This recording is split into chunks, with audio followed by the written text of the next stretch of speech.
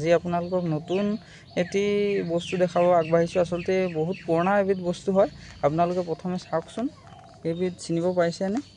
বহুত দিনীয়া পুৰণা হৈ এটা ঘৰৰ এচুকত থৈ দিয়াৰ বাবে এইটো অলপ এনেকুৱা হৈ আছে, কিন্তু এটা সময়ত ইয়াৰ এক বিশেষ ধৰণৰ আদৰ সমাদৰ আছিলে, বৰ এক ধৰণৰ নিজাববীয়া ৰাজত্ব আছিলে বুলি ক'ব পাৰে।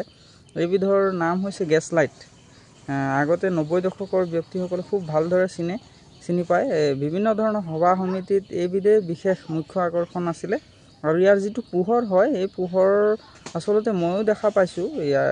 এইবিধৰ প্ৰচলন মই নিজেও দেখিছোঁ, তেতিয়া যথেষ্ট সৰু আছিলোঁ।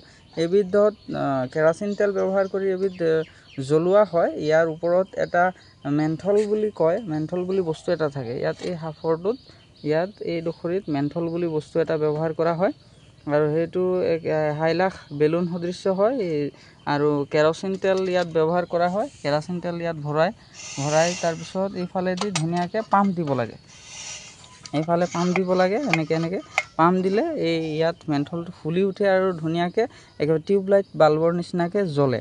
আৰু এইফালে ইয়াত চিমনিৰ নিচিনা কিছুমান কাছৰ আপোনাৰ প্লেট থাকে। এইবিলাক চাৰিওফালে আৱৰি থাকে। যিহেতু বহুত দিনীয়া পুৰণা হ'ল, এইটো অলপ ভাগি ছিগি গ'ল, কিন্তু মই যিজন ককাইদেউৰ ঘৰত এই বস্তুবিধ পালোঁ, তেওঁ জনোৱা মতে সম্পূৰ্ণ বস্তুটো ঠিকেই হৈ আছে। যিহেতু বৰ্তমান কেৰাচিন তেল পোৱা নাযায়, সেয়ে এইটো ব্যৱহাৰ কৰিব পৰা নাযায়।